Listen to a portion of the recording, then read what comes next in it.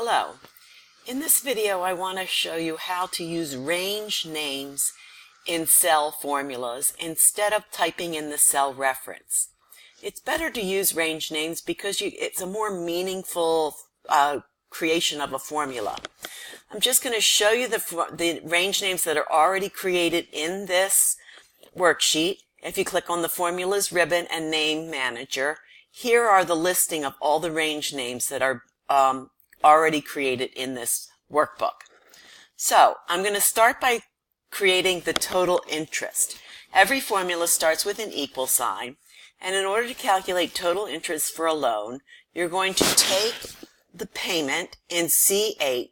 So I typed an equal sign, then you click on the cell reference itself, C8, instead of typing C8. Notice that the word payment comes on. That's the name range of this cell. I'm going to multiply this by the interest, the loan term, which is 5 years, but my payment is a monthly payment. So I really want to multiply the years by months to get the total number of payments I'm making, 5 times 12, or the loan term times 12. And then I'm going to subtract out the actual loan amount. So what the payment times the term of the loan is going to give you how much you actually paid for the loan, and then you subtract out the loan amount. If I hit enter, that's going to tell me that a $10,000 loan for 5 years at 4.5% interest rate, you're going to pay a total of $1,185.81 in interest. Again, if you take a look here, you can see that I used, by clicking on the cells instead of typing the cell references, you can see the actual, what the formula creates. All right, let's do another one. Let's go total cost. So my total cost, again, you start with an equal sign, is you're going to take the total interest that you're going to pay. And so I just clicked in cell F5. And I'm going to add it to whatever is in my total principal, which is F6. So again, by clicking in the cells, instead of seeing the formula equal F5 plus F6, you see the range names. So I'm going to take the total interest plus the total principal. If I click OK or hit my blue check, that tells me that's my total cost. Now, let's come down here to interest for the first period or first payment, okay? And I'm in cell C13. In order to calculate your interest for the first payment, or once again start with an equal sign, you're going to take your beginning balance, which is in B13, and you're going to multiply it times, and I'm going to open the parentheses. You're going to take C7, which is the interest rate, divided by 12. Because your interest rate is annual, you want to make it monthly. So my first payment period, I owe my beginning balance is $10,000. I take that times my monthly interest rate, and that's going to give me my interest rate of my interest for that payment is $37.50. Now, let's look at the principal. So the principal, once again, you start with an equal sign, and I'm going to select my payment, which is in C8.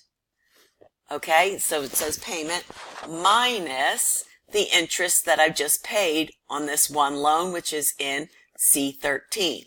Now notice C13 doesn't have a range name, so by clicking in the cell, you only get just the cell's reference itself. Okay, once again, if I hit enter, that makes sense. My payment is $186.43, $37.50 interest. The difference is my principal. And my total payment then, you take your equals, and you want to take C13 plus D13. And again, C13, D13 don't have range names, so then you do see the cell reference.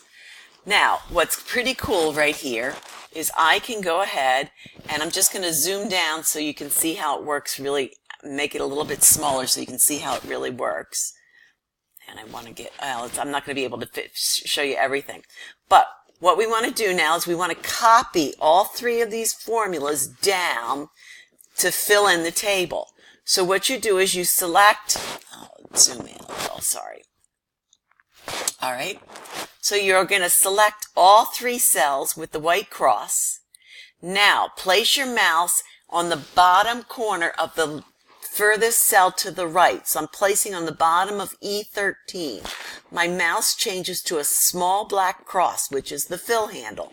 And if I, as it is a fill handle, if I now double click, it automatically fills in all the references completely down.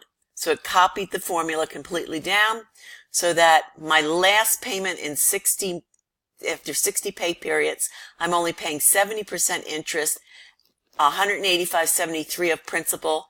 I have $186.43, and then I owe $0 at the end. So that's how you use selecting range names, or selecting the cell to use for formulas is a much better practice than typing in the cell reference. You're more accurate because you're picking the correct cell. A lot of times when you type cell references, you could be mistyping of the wrong cell and you get the wrong formula. And this also shows you how to use the fill handle. Again, all you do is you just click, you get your your fill handle is the small black cross. And if you double click at the small black cross, it automatically fills the entire formula down.